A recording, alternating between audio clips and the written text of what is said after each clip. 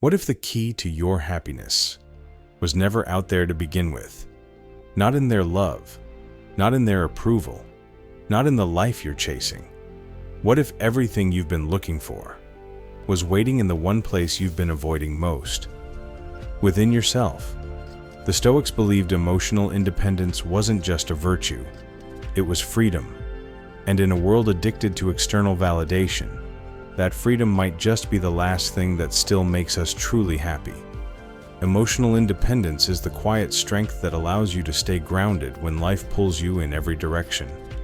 It's not about being cold or distant.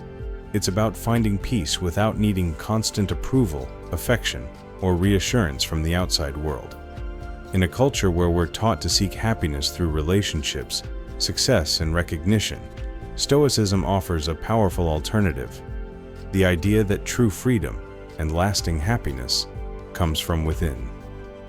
Today we're diving into what the Stoics knew centuries ago, that the most powerful kind of confidence isn't loud. It doesn't beg for attention. It comes from mastering your emotions, not being mastered by them. The problem is subtle, but almost universal. We're taught, sometimes without even realizing it, that happiness is something we earn from the outside world, that we'll finally feel enough when we're loved by the right person, when we get the promotion, the likes, the compliments, the applause. But here's what happens. The more we rely on those things to feel whole, the more fragile our happiness becomes. One bad day, one rejection, one unanswered message, and suddenly our entire sense of self crumbles. This is the trap of emotional dependence, and it keeps us chasing validation while disconnecting us from our own inner peace. It's not weakness, it's human, but it's also a cycle the Stoics believed we can break. So what does emotional independence actually look like, and how do we build it? The Stoics believed that freedom isn't about escaping the world. It's about moving through it without being enslaved by every opinion, every high and low, every emotion that pulls at you. And that kind of freedom starts with self-reflection. It means asking yourself the hard questions. Why does this person's opinion affect me so deeply? Am I chasing love, or avoiding being alone? Do I know what I value, or am I just reacting to what others expect? Marcus Aurelius journaled daily, not because he wanted to be wise, but because he knew that without clarity, the mind drifts. He wrote, "The happiness of your life depends upon the quality of your thoughts." Self-reflection is how we clean those thoughts. It's how we strip away the noise and meet ourselves with honesty. Then there's mindfulness. Not as a trendy habit, but as a warrior's discipline. Mindfulness is what allows you to observe your anger before it explodes. It's what lets you feel sadness without being consumed by it. It's the pause, the breath, the awareness that you are not your thoughts, your fears, or your feelings. You're the one observing them. And over time, as that awareness grows, you begin to build something even deeper, self-esteem. Not the fragile kind that depends on compliments or achievements, but the kind built brick by brick through action. 1. Keeping your word to yourself. 2. Saying no when it's hard. 3. Showing up when no one is watching. This is how we begin to trust ourselves. And that trust, that's where true confidence is born. Because emotional independence isn't about never feeling. It's about feeling without crumbling. It's about knowing that no matter what happens around you, you've got you. And in a world full of chaos, that might be the most powerful thing you can carry. Let me tell you a story.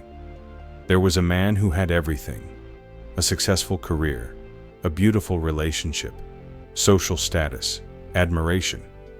On the outside, he looked unshakable. But the truth, his happiness was held together by threads, each one tied to someone else's opinion of him. Then, the relationship ended, the career stumbled, the applause faded, and with it so did his identity. He spiraled, not because he lacked strength, but because he had placed his entire worth in things he couldn't control. That man could have stayed broken, but instead he turned inward. He discovered Stoic philosophy, not as theory, but as survival. He started journaling every morning, confronting the uncomfortable truth. I've never really known who I am without someone else telling me. Through radical honesty, self-discipline, and quiet reflection, he built a new kind of strength. Not the kind that flexes in public, but the kind that stands tall in solitude. And slowly, he stopped needing applause. He stopped chasing attention. He found peace in being enough, exactly as he was. That man was me. So, what have we uncovered? Emotional independence isn't about shutting down or going through life alone.